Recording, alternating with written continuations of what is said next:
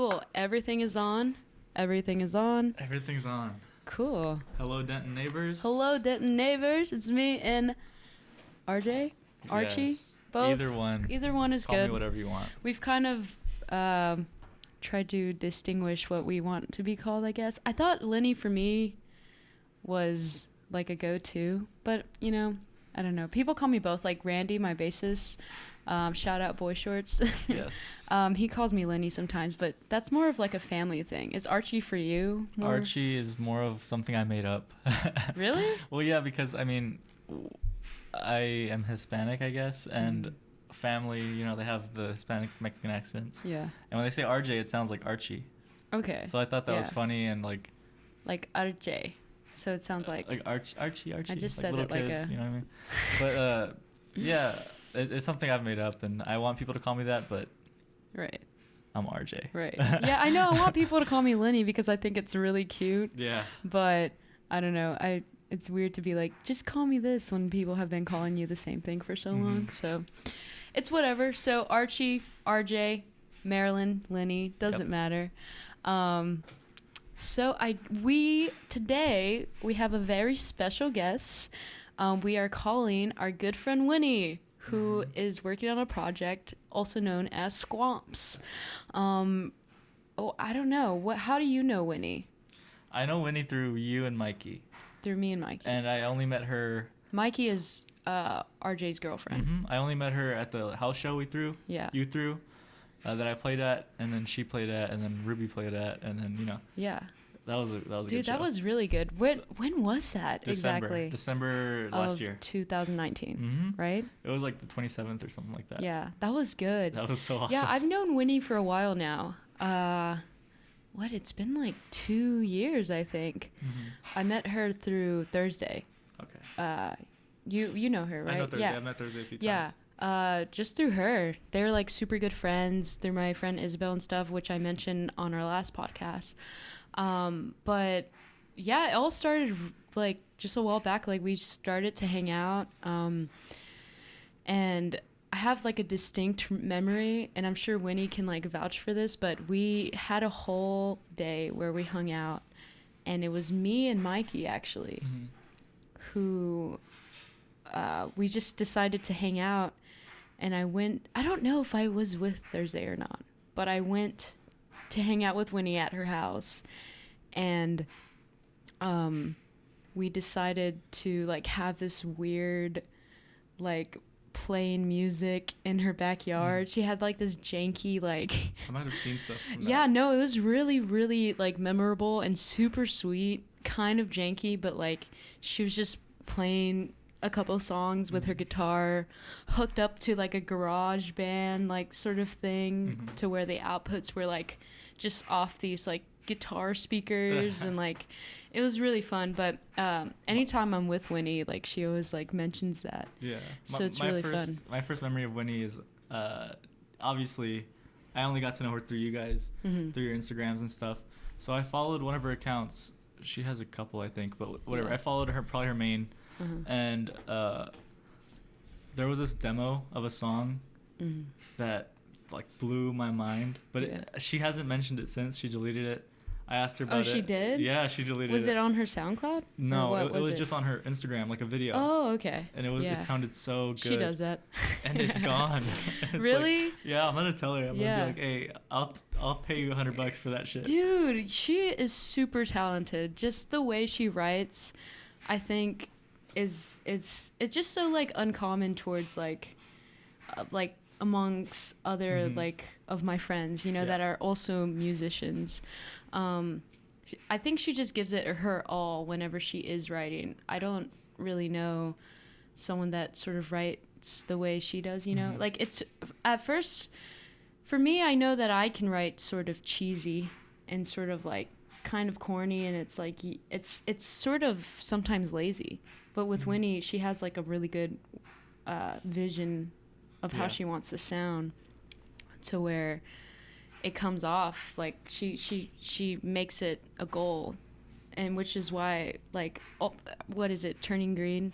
Yeah. Perfect. Departure. It's like, right, so exactly. I good, too. know, exactly. Like, it's structured so nice, and I'm really proud of her for doing what she does.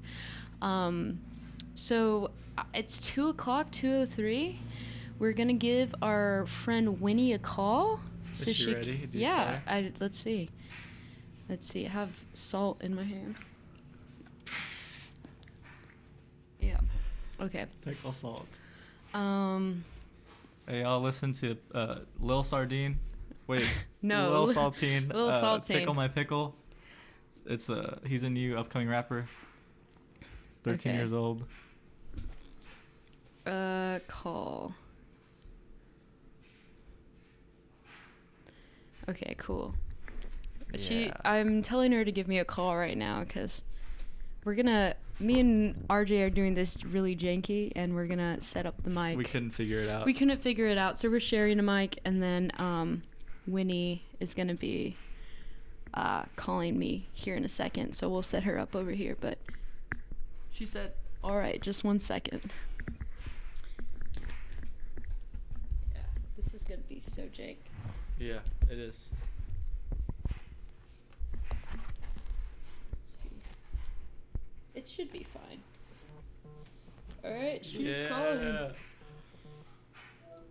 Alright, Winnie. Hey. Can you hear us okay? Yeah, hold on, let me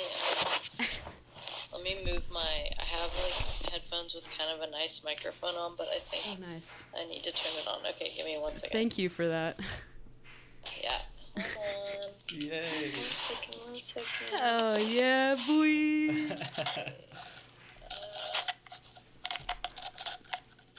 Okay, sorry, I had to. Okay, can you hear me good? Yes, can you hear us? Yeah, I can hear you guys well. Okay, cool. We have this sort of jank mic setup. We couldn't figure out how to do like all the inputs and outputs of things. Right. So we literally just have your phone call mic'd up, which it sounds fine because we have like nice mics and stuff, but hopefully That's fine. isn't a problem. Yeah, and honestly, like later when you like go in and edit stuff, you can probably like EQ it out, level it out. Definitely. Yeah, that's what RJ was saying. It's kind of like not a lot of pressure too because it's not like live streamed like how we wanted it to be, but it should be fine. But I'm here with RJ, and we want to stay profesh, but we did like a sort of little intro on how we have already been like pre-recording and stuff, but so far we've kind of just sort of like talked about how we know you and what we think. And I mentioned that anytime I'm with you, you like to bring up that time we did like that whole backyard thing at your house. Oh yeah. Like that was such a weird like I don't know. Was I just with Mikey, I think, at the time? Yeah, you came over with Mikey, and I swear someone else was there, but it may have just been the three of us. Yeah. No, yeah, it was really good. And I don't know, I always mention that just because it was like such a like weird experience. Like it was like super random at your house, but with That's all fun, of your though. hookups things. Yeah, no, it was really good. But anyways, how are you, dude? I'm good. I don't know. I've been really focused on school as of late and adjusting, which has been like a weird process, but overall I'd say I'm doing well. I have some job interviews lined up, so I'm gonna actually like join the workforce. Work for Big Brother? Yeah. That's so good. hopefully... Where at? Yeah, where are you hoping you get the job? Well, I'm really hoping I get the fucking job at Juice Land. That's all. Juice Land? Is that, what is Yes. that, like a Jamba Juice sort of type deal? Oh, you don't know. Juice Land is like, I guess there's only like 2 in Dallas, so I guess it makes sense you don't know. But Yeah. Juice Land is a certified Winnie establishment. It's one of my favorites in the entire world. I don't even know what makes it so good. I guess, like, honestly, I probably would like any establishment that sells juice. But the thing about Juice Land is they have really cool names for their smoothies, Mm-hmm. and they have a disco ball in most of the most of the Okay. locations. Okay, cool. Yeah. So it is cool. I don't know why I thought Juiceland just sounded like kind of lame. No, Juiceland like is Juiceland, awesome. what? Okay, cool. Yeah. Jamba Juice sucks. Juiceland is. I don't know. I shouldn't even say that. I don't think I've ever had Jamba Juice in my I don't life. even think. I don't even remember the last time I went to a Jamba Juice. I've had do you? it and it wasn't great, but it was like the first and only time I've been there. Yeah. So. I go to like Smoothie King. Yeah, Smoothie King is pretty reliable. But that's like a whole different thing. I feel like Juiceland's. Juiceland has smoothies too, and on my application, they were like, if you there were two parts of the application that gave me an aneurysm. One was one just said tell me a joke, and I was like, what the fuck? And yeah, it was really stressful. And then the other because you question actually had to was- think about your joke. No, I was on FaceTime with my mom when I was going through the application, and she was like, oh, I got a good one. And she gave me, she recently watched a documentary about Motorhead, and the lead singer of Motorhead, Lemmy, Right. has a joke. It's really, I don't even know why, I have so much regret for putting this down, but No. the joke was like a classic, it was a classic 90s dead baby joke. It was just, no. how do you make a dead baby float? 2 scoops ice cream and 2 scoops of dead baby. Oh no! You're not getting that job. No, you're getting the job. I'd hire and you. Then they also asked if I were a smoothie, what would be in my smoothie? You just have dead baby limbs in your smoothie. Yeah, perfect. Yeah. Yeah, I thought it was a really fun and quirky, flirty application. Oh my god. It's a Tinder date. Yeah. Well, that's Yeah. good. I'm glad. And you're going to UT, right? Like you're officially there from Tyler. Yeah. Yeah. How's that? Do you like the environment? Are you on campus like for a lot of the times or no? I have one class on campus and that's it. Okay. And That's then good. and then my all my other classes are online, which is bunk. I don't know. UT is cool, but like I'm perpetually in a state of like what have I done? What am I doing? Yeah, like it feels like I'm not quite made out for the workload here. I mean, no one's not made out. Yeah. You just have to do the fucking work and not be lazy. But Exactly. I'm lazy. Also, online just makes it a lot more difficult because it's like on my own accord and I have to force myself to do it. You know? There's like a weird like lenience to it, but then also it's like a little bit harder. Just because it's like, what the hell, what am I doing? Like, I can do this at any time, but really I have a deadline still.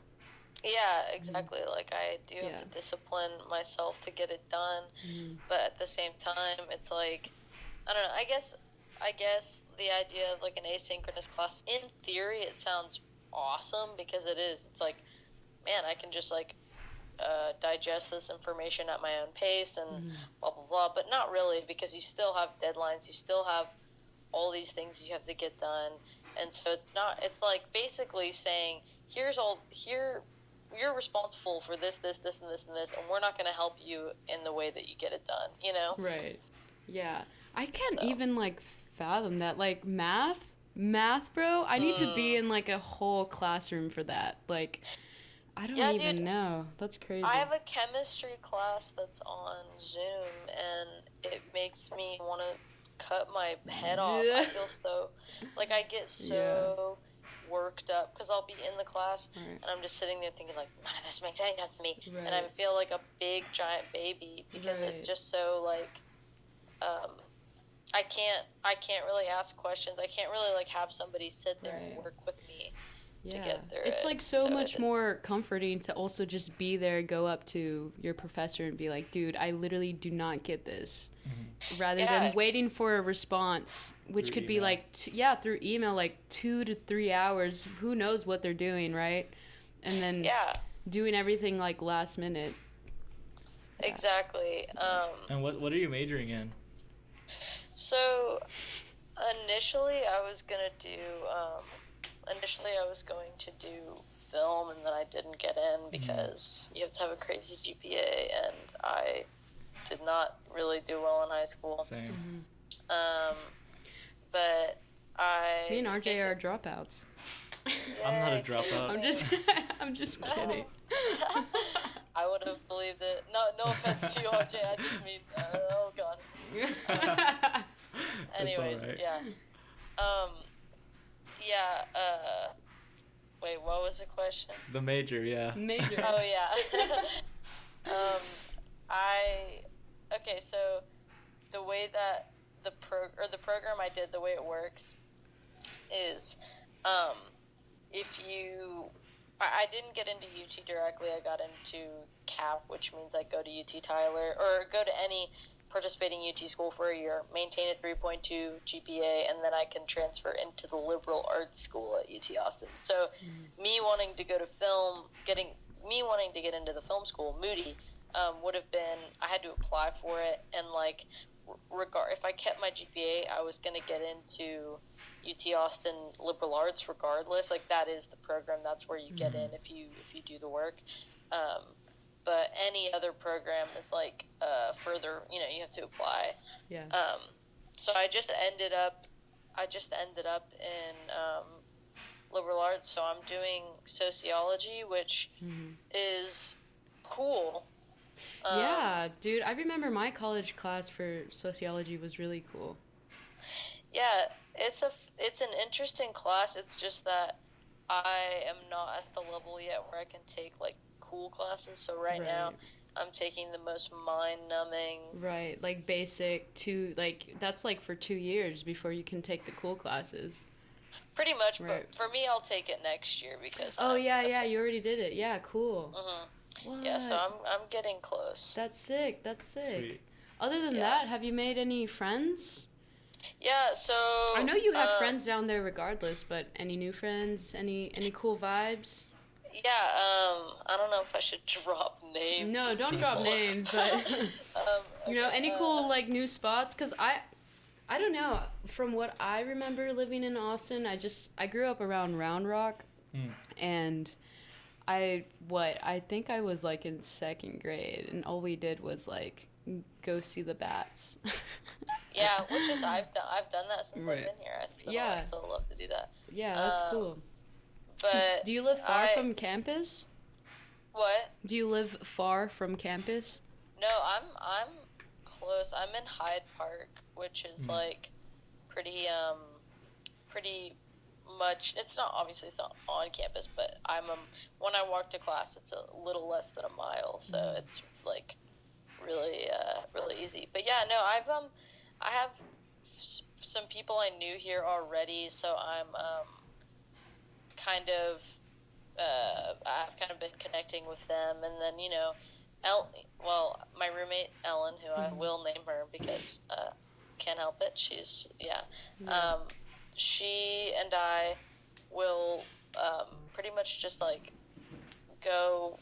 Well, every day we like have a designated time where we just go drive and we try to find places, and it's awesome because the really cool thing about Austin is that like you've got your city vibes, but then you have like you're surrounded by so much nature out here, so like it's really easy to go somewhere that's like, I don't know, I can ground myself out here because I can just like go to the river or go on a trail or go on like an overlook spot, Right. Yeah, that is really good. Yeah, that's what I remember sort of too. I mean, I went to Austin maybe 2 months ago just to go with like Lauren, and the one thing I liked was that it was like just so green, Just like you are actually surrounded by like a lot of nature and like a lot of the parts there. Yeah, It's really 100%. good. It is so, it's so green here and pretty. It's Right. very fucking humid. I'm scared for, like, I don't know, I'm not scared, but when it gets cold, like, I want it, but at the same time, like, you know, it gets cold, you get sad, you know, the vibes. Right. Definitely. But I'm anxious to see what, like, fall and winter are like in Austin. In Dallas, like, Dallas can really, I love Dallas, and I won't talk shit on Dallas, because I genuinely love Dallas, but, it can feel like a, concrete wasteland a little bit. Yeah, definitely. Yeah, so winter out there feels, draining, but I feel like out here, there's a lot more to, enjoy when it's cooler, because there's so much to do outside. It's like, in the cooler weather, it's not as, you're not as sweaty and gross, and you can just, like, go on walks more, you know? Yeah, definitely. Yeah, I get that. I mean, Texas, regardless, is just like defaulted humid state, Yeah. which is gross. Yeah. Straight on and off. Yeah, definitely. Well, Yeah. other than that, I did want to mention when you. I mean, I'm glad that your move is good. I do remember like while you were in Dallas before you moved over, and before like quarantine, that you felt that your inspiration, and this is like total new topic, but your inspiration for like writing music or just your motivation, it just like wasn't there. Why do you think that was? I think I've been so overloaded with, like, existential, you know, like, when I was gearing up to go, Right. of course I was excited, but there was so much fear in leaving my parents and, like, really, truly being on my own. Right. Yeah. And I think, like, for me, creativity, people always say that, like, creativity thrives in, like, hardship, you know? Right. And I don't think that's necessarily true. For me, the times I'm most creative are, like, when I'm pretty stable and I have, like, a good, consistent setup in my life. And so I think when I was gearing up to move, it just felt like the world was coming down on me. Right. You know? I knew people who it was either like, yes, I'm gonna write like a whole 5 albums, or no, I literally cannot move at all, because it's I don't know, it's still weird, you know? It's like you really The whole don't Corona know. thing and all that. Yeah.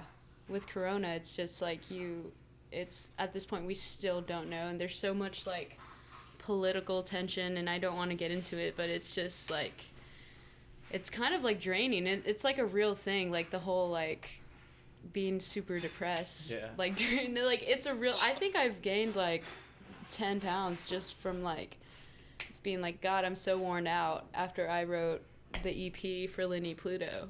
Like it was just like, okay, what else do I do other than work? Yeah. Well, and like once creativity feels like a chore, or once like writing feels like a chore, it doesn't feel like you're like utilizing your creativity. And like I don't know, I think like it's for especially during like COVID times, there was so much like pressure through social media. Like you saw everybody like utilizing their being at home to like make a whole album and stuff. And I just could not, like, the fact that I'm gonna go back on what I said a little bit earlier, but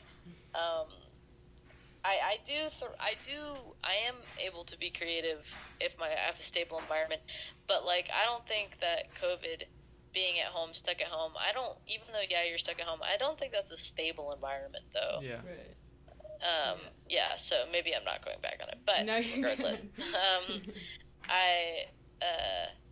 I think that not okay. Wait. Also, let me clarify. I'm not saying unstable home life. I just mean Right. life being unstable because you're stuck at home. Right. I'm not trying to get my demons out of the closet right now. Yeah, no, I just, I felt very pressured by everybody being so, like, I wrote this whole bedroom pop album in 2 days, stream on Bandcamp, and I just felt like, Jesus, fuck, like, why can't I do that, you know? Yeah.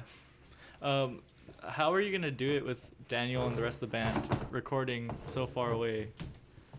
Well, so, a lot, we definitely did recording together, before I left, you know, just working on some stuff. And we got a lot um, done, but he's Daniel's planning on coming out here somewhat soon to work on some stuff together. Right. But I have some friends out here that are very talented musicians. And I'm hoping that I can penetrate and worm my way in. Right. And with that, would you just like have musician friends, or would you let them in like for recording for SQUAMPS, or a whole new project, or what do you think? Yeah, do you have like permanent members? Like I know you have Daniel, I know Cole, like do you want a more stable thing while you're in Austin, or what do you think? Yeah, well, so I kind of have asked myself the same thing for a long time. I don't know who is in. I mean, so Daniel has worked with me since the beginning of this, and I have to credit Daniel for SQUAMPS really even coming to existence in a lot of ways, because he kind of gave me that final push and then gave me so many means of creating all of this. And initially, most of who would play with me were kids I knew through Daniel. And then my friend Savannah, who played bass with me for a while, she is awesome. She, and I'll, you know, whenever if we're in the same city and we have stuff going on, I'll always have her play with me, because she's just great. And I get, you know, same with Daniel. I don't know, everybody else, it's all kind of just like whoever I'm with, I think, because like, to put it bluntly, SQUAMPS kind of is me, because you know, it's kind of just like songs I'd had for a long time, and then found people to help me bring them to life, if that makes sense. As opposed to like starting a band, it was more like people that would play with me and like be part of the project, you know? And bring it to life. But that's sort of the beauty of having like a solo project. You just can bring it anywhere with you, and as long as you have people that can play whatever you want to bring to life, like you can move to fucking, I don't know, the fucking UK and still find great musicians to bring SQUAMPS to SQUAMPS, if that makes sense. Yeah, that's Very good. true. Yeah, that sort of reminds me of like fucking Doug Marsh.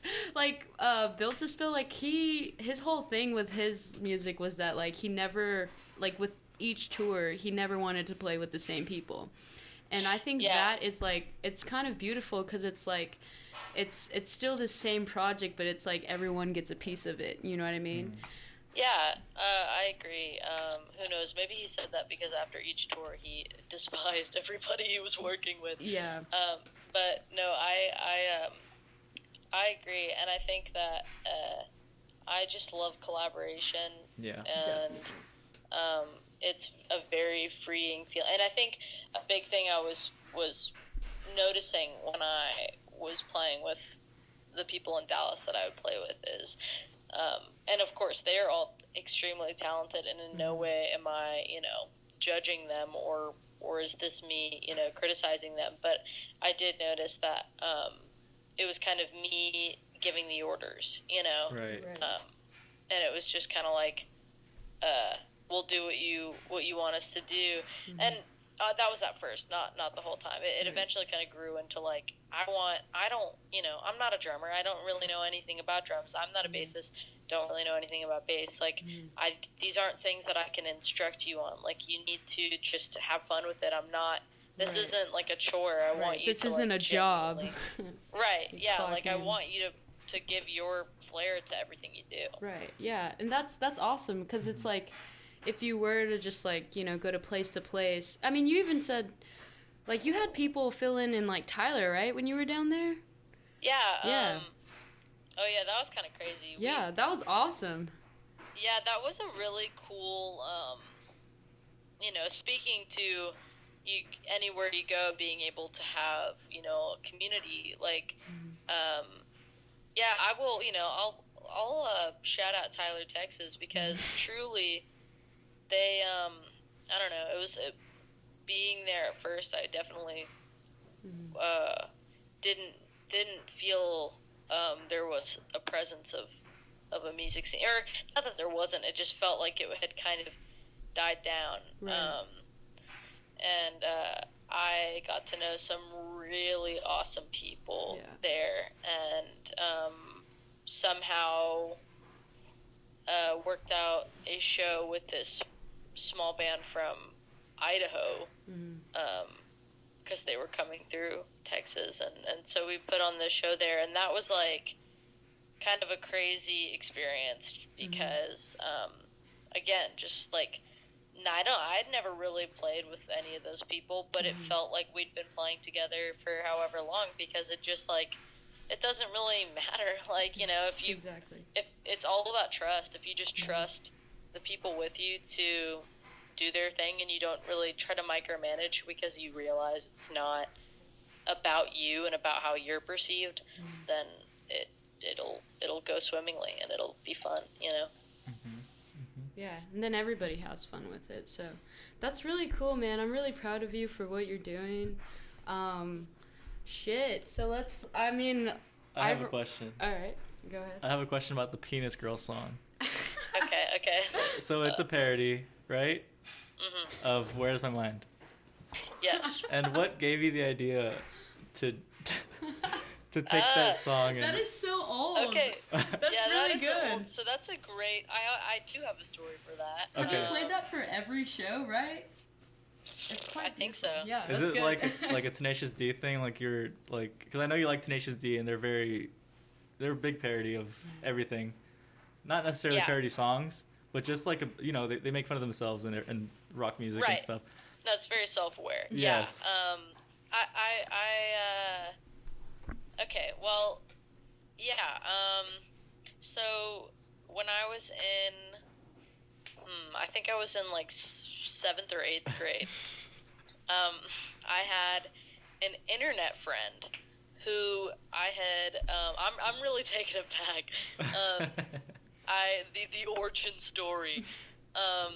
I had an internet friend that, of course, we were friends because of our love of Doctor Who, as it goes when you're in 7th and 8th grade. Yes. The whole shabam. And we got to, I don't know the exact timeline, but eventually we got to meet in person because she only lived in Maryland. I lived in Virginia. It was like a 5-hour drive or something. And so we got to meet up, and then we would just, I don't even know how it all like clicked, but we would just play music together for hours, but it was very not melodic, like very like early girl pool, like super clashing of the voices and not meant to be like appealing per se. Right. And one day I don't know, I think I was like, we were both pretty young, and I'm pretty sure I like, I don't know, I don't want to incriminate myself, but I'll just say I was newly experimenting, and we had gone to the Renaissance Fair that day. There's layers to this, okay? we had gone to the Renaissance Fair that day, and we kept we thought it was really funny to, play the penis game when you're young. And so the whole rest of the day, we just played that our whole trip that we were together, and then that night when we were both a little not in our right minds, we just I don't even know. It just happened. It was very like sophomoric, like Right. nothing. There's no profound story to this other than antics of being 14. Right. Yeah, a and great like song. remembering that like whole day and then coming that night and making up this like really good song. Exactly. Yeah, and That's I cool. played it. We played it at a summer camp together. Yeah, is there a video on that? Like, is Yeah, there, it's on I think YouTube. Yeah. Yeah, if you go on my YouTube, you can find it. It's got like 400 views. No, I'm it's pretty, really good. Wait, you're like, yeah, that's really good. You had on the cowboy hat and everything, right? I think. That was Is that the a different next video? time I played it. Yeah, Oh, okay. but that's still there is a video of that too. When we played it at that summer camp, it was very formative because I actually, this is kind of sweet.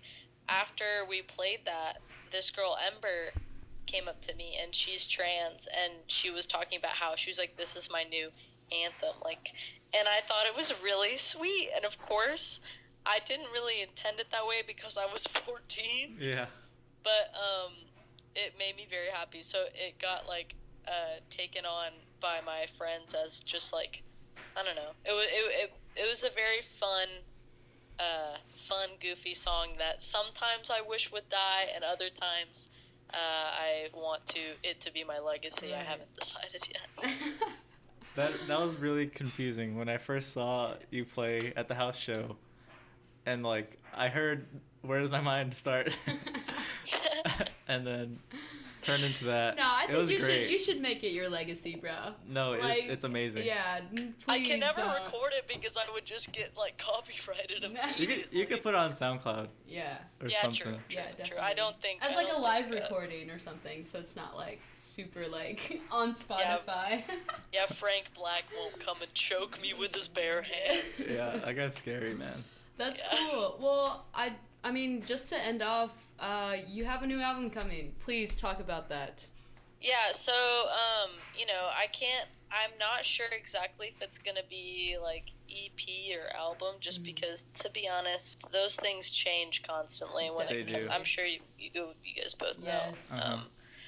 But yeah, I've been recording with Daniel and with my friends for the last I don't know, I months, and before I moved, and I'm very, very, very excited because I feel like this is a lot more geared towards my personal preference, I guess. Like when we first put out like Departure and Turning Green, which I still like love those songs. Right. I think so much of it was like experimenting and not really knowing what I wanted, and feeling like I was just kind of following, Right. not to put anybody or myself at blame, but I just think I was following things around me, and like I didn't know much about recording. Yeah, you just. I mean, I'm assuming that it was just that you were trying to learn how to navigate in a direction you actually want to go to. Yeah. Yeah. Yeah. And, Like and you have all these influences, and you're just starting off, and you're with your buddies, and it's like there is a weird pressure that comes naturally when you're first starting, and you have this whole idea in your head, and then you get with your friends, you get with your talented buddies, and you're like, well, fuck, I don't know. It's like you don't want to Kind of morphs. right. And you were saying like backtrack that it was like okay, well, I kind of want it to sound like this, but ultimately it should just be like put your own flair into things. And right. So I mean, I'm assuming with this next thing you're about to put out, you have more of a better, I guess, target of what you actually want to sound like. Yeah, definitely. I like narrowed down a lot of my inspirations. Yeah, that's good. And yeah, I'm very excited. It wasn't, we didn't take it nearly as long to record as I thought we would. And like, I've got some really cool friends that make a little debut on there. Nice. And Cool. so it should be very exciting. Hopefully Cool. it'll be done. I don't even want to put it. Yeah. Well, hopefully it'll be done like by Before 2022. Do we get a name? Do we get track number? Well, What do we get? let me. I'll say that I think it's a very diverse mix. I've got full band tracks, but then I've also got just Daniel and me on there Nice. doing Cool. like acoustic and Cool. like synth inspired things. Sweet. Good. So yeah, I'm very excited. Yes. Woo! That's good. Yeah. All right, cool. Well, I think we can just wrap it up there. I'm very excited. Thank you, Winnie, for letting me and RJ talk to you. Yeah. I hope that everything goes well. You want to end it there? Sure. All good? Yeah. Okay, cool. Thank you, Winnie. I hope you have a good one. Yeah, you too. Love you guys. Good luck with everything. Yes, Big good love. luck. Thank Bye-bye. you. All right. Bye. Bye. Cool. Yeah. Nice. Say it. Bye, bitches.